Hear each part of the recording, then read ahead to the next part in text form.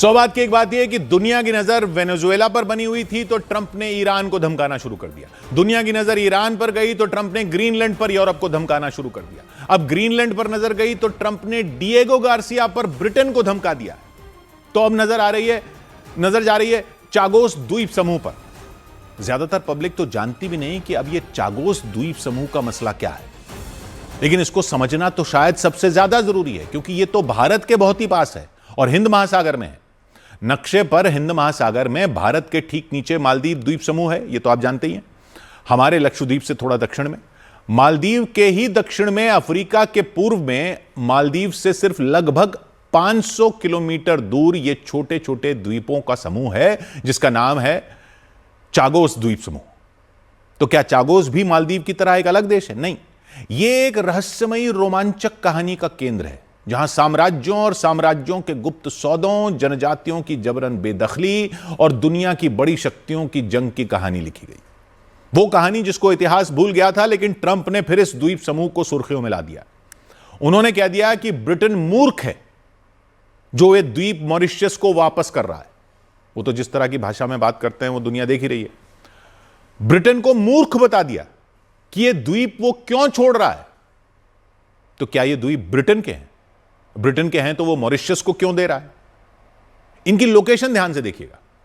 यहां से अफ्रीका पश्चिम में है, ईरान और पश्चिम एशिया इनके उत्तर में है, इनके पूर्व में इंडोनेशिया और उसके ऊपर है चीन।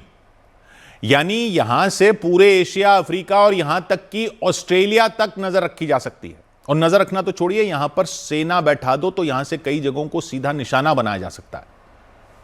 तो क्या ट्रंप यहां पर भी हमला करके ग्रीनलैंड की तरह कब्जा करने की तरफ इशारा कर रहे हैं? यहां के अमेरिका अपना सैन्य अड्डा बनाना चाहता है इस पूरे इलाके को कंट्रोल करने के लिए, लेकिन यहां तो अमेरिका का अड्डा है ही। जी हां, चागोस द्वीप समूह के एक द्वीप डिएगो गार्सिया पर अमेरिका का सैन्य अड्डा पहले से है। 1991 में गल्फ वॉर में जब इराक ने कुवैत पर कब्जा कर लिया था तो अमेरिका को हमला करने के लिए दूसरे देशों ने अपने अड्डों से उड़ने की इजाजत नहीं दी थी। तो डिएगो गार्सिया से ही तो B-52 बॉम्बर उड़ाकर इराक पर अमेरिका ने हमले किए थे। फिर 2001 में जब अमेरिका पर 9/11 का आतंकी हमला कर दिया था तो अलकायदा ने, तब भी यहां से B-1 B-2 stealth bomber, B-52 bomber उड़ाकर अमेरिका ने अफगानिस्तान में हमले किए थे। 2003 की इराक जंग में भी अमेरिका ने यहां से हमले किए थे। इस अड्डे पर अमेरिका अपने फाइटर और बॉम्बर विमानों के साथ 3 से 5 हजार सैनिक तैनात रखता है। तो फिर कहानी क्या है? कहानी शुरू हुई थी 18वीं सदी में। 18वीं सदी में यूरोप के देश दुनिया के बाकी इलाकों पर कब्जा करते जा रहे थे, आप जानते ही हैं। भारत पर अंग्रेजों का राज हो गया था। दक्षिण अमेरिका में स्पेन और पुर्तगाल ने कई देशों पर कब्जा कर लिया था। एशिया में ब्रिटेन, हॉलैंड, पुर्तगाल, फ्रांस सब एक एक करके देशों को अपने अधीन करते जा रहे थे। यहां ब्रिटेन बाकी देशों पर भारी पड़ रहा था। तो अफ्रीका में फ्रांस और ब्रिटेन के बीच रेस चल रही थी। कई देशों पर फ्रांस कब्जा कर रहा था, कई पर ब्रिटेन का कब्जा होता जा रहा था। फ्रांस के सम्राट थे नेपोलियन, नाम सुना होगा आपने। वो दुनिया फतेह करने निकले थे। तो नेपोलियन के फ्रांस और ब्रिटेन के बीच खूनी जंग चल रही थी अफ्रीका में। अफ्रीका के पूर्व में यह द्वीप समूह था जिसको अब मॉरिशस कहा जाता। फ्रांस ने 1715 में मॉरिशस को अपना बना लिया था और नाम रखा आइल द फ्रांस। उससे पहले वहां हॉलैंड का कब्जा था। हॉलैंड के लोगों ने वहां रम बनाने के लिए गन्ने की खेती शुरू की थी। फिर 1715 में फ्रांस ने कब्जा कर लिया और गुलाम ले आया। गुलामों से गन्ने के खेतों में काम करवाया और अपने व्यापार का साम्राज्य खड़ा किया। लेकिन 1810 में एक रात की छापेमारी में ब्रिटिश नौसेना ने द्वीप पर हमला कर दिया और फ्रांस को हरा दिया। नेपोलियन की सेना हार गई और 1814 में पेरिस की संधि हुई और उसमें फ्रांस ने मॉरिशस और उसके पास के सभी छोटे द्वीपों को ब्रिटेन को सौंप दिया। इसमें चागोस द्वीप समूह भी था। हालांकि नक्शे पर आप देखोगे तो चागोस मॉरिशस से 2000 किलोमीटर दूर है, लेकिन तब वो मॉरिशस का हिस्सा था। ब्रिटेन ने इसे अपनी कॉलोनी बना लिया। उसने गुलामों को आजाद कर दिया और भारत से लेबर ले आया गन्ने के खेतों में काम करने के लिए। तभी वहां आज भी भोजपुरी बोली जाती है, आप जानते ही हो। ये भारत से लेबर गई थी। यानी साम्राज्य का खेल जारी रहा।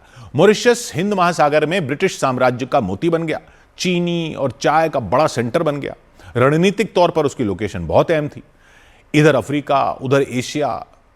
फिर जब 1945 में दूसरी वर्ल्ड वॉर खत्म हुई तो भारत आजाद हुआ। भारत आजाद हुआ तो पूरी दुनिया में आजादी की लहर चल पड़ी। भारत 1947 में आजाद हुआ, फिर अफ्रीका के देश एक एक करके ब्रिटेन से मुक्त होने लगे। लेकिन दूसरी वर्ल्ड वॉर के बाद शीत युद्ध शुरू हो गया। दुनिया दो धड़ों में बढ़ती जा रही थी। कम्युनिस्ट सोवियत संघ का धड़ा एक तरफ, अमेरिका का दूसरी तरफ। ब्रिटेन अमेरिका के साथ था।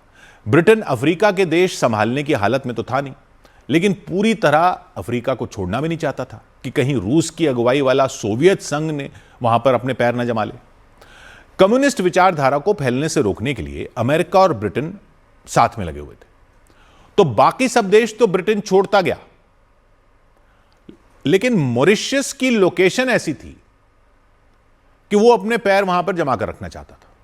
मॉरिशस छोटा भी था तो उसको संभालना उतना मुश्किल भी नहीं था। मॉरिशस में भी राजनीतिक पार्टियां आजादी मांग रही थी, लेकिन ब्रिटेन टालता रहा। 40 का दशक हुआ, फिर 1950 का दशक हुआ, वहां चुनाव करवा दिए ब्रिटेन ने 1950 के दशक में, जैसे भारत में 1937 में करवा दिए थे कि अपनी सरकार बना लो लेकिन पूर्ण आजादी नहीं मिलेंगे। ब्रिटेन जानता था कि मॉरिशस के द्वीप रणनीतिक तौर पर बहुत अहम है, क्योंकि यहां से जहाजों पर नजर रखी जा सकती थी, मिसाइलें तैनात की जा सकती थी, हिंद महासागर के पूरे इलाके पर जासूसी की जा सकती थी। इसलिए ब्रिटेन टालता रहा मॉरिशस की आजादी।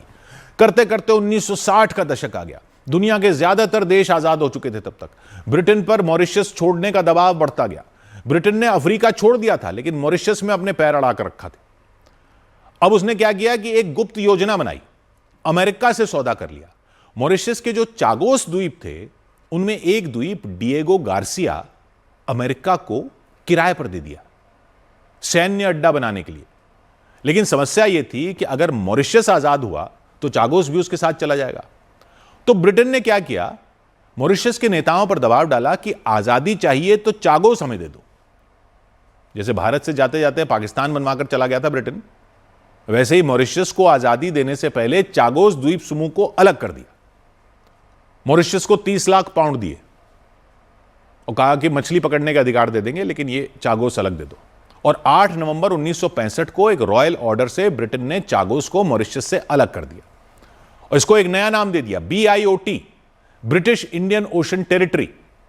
यानी चागोस अब एक अलग कॉलोनी हो गई। यह ब्रिटेन की आखिरी अफ्रीकी कॉलोनी थी। 1968 में मॉरिशस आजाद कर दिया, लेकिन चागोस ब्रिटेन के पास रहा। यानी अफ्रीका छोड़ा तो मॉरिशस में अपना पैर अड़ा दिया, मॉरिशस छोड़ा तो चागोस द्वीपों में अपना पैर अड़ा दिया, क्योंकि ये द्वीप रणनीतिक रूप से इतने महत्वपूर्ण थे कि ब्रिटेन उन्हें अपने पास रखना चाहता था। चागोस द्वीप हिंद महासागर के बीचों बीच हैं। यहां से पश्चिम एशिया, दक्षिण एशिया, अफ्रीका सब पर नजर रखी जा सकती है। वहां के सबसे बड़े टापू डिएगो गार्सिया को ब्रिटेन ने अमेरिका को किराए पर दे दिया था, एक बड़ा सैन्य अड्डा बनाने के लिए। लेकिन समस्या यह थी कि वहां लोग रहते थे, वहां के मूल निवासी इल्वा जनजाति के लोग रहते थे। उनको चागोसियन भी कहते हैं, इल्वा भी कहते हैं। लगभग 2000 लोग थे जो सदियों से वहां बसे हुए थे, मछली पकड़ते थे, नारियल उगाते थे। तो 1968 से 1973 तक ब्रिटेन ने उन सबको जबरन वहां से उखाड़ फेंका। उन्हें जहाजों में ठूस ठूस कर मॉरिशस या सिशेल्स भेज दिया, उनके घर जला दिए, उनके पालतू जानवरों को मार दिया।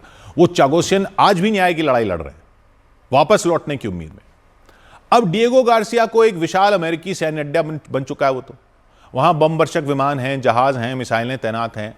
यहां से अमेरिका ने इराक युद्ध, अफगानिस्तान युद्ध में मदद पहुंचाई। यहां से वो हिंद महासागर को नियंत्रित करता है। अगर चीन या रूस जैसे उसके दुश्मन यहां घुस आएं तो पूरे क्षेत्र का संतुलन बिगड़ सकता है। यानी ये अड्डा अमेरिका की ताकत का प्रतीक बन गया है।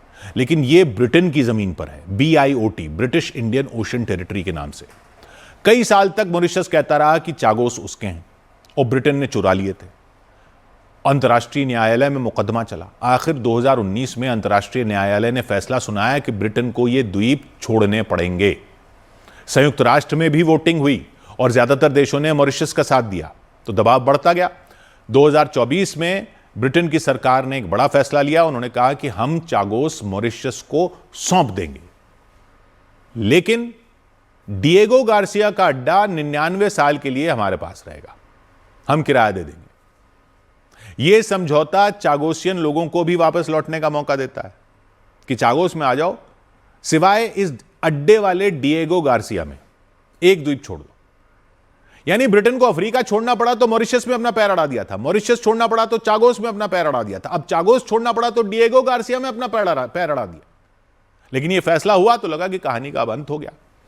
अब आ गए लेकिन ट्रंप, और वो कह रहे हैं कि यह मूर्खता है कि ब्रिटेन चागोस छोड़ रहा है और डिएगो गार्सिया को सिर्फ किराए पर रख रहा है। उनका कहना है यह कमजोरी का संकेत है। चीन और रूस ताकत को ही मानते हैं, तो ताकत के दम पर वहां बने रहना चाहिए, नहीं तो चीन और रूस वहां आ जाएंगे। सेम बात वो ग्रीनलैंड के लिए कह रहे हैं। पहले तो ट्रंप की टीम ने इस समझौते का समर्थन किया था, लेकिन अब वो इसे महान मूर्खता बता रहे हैं।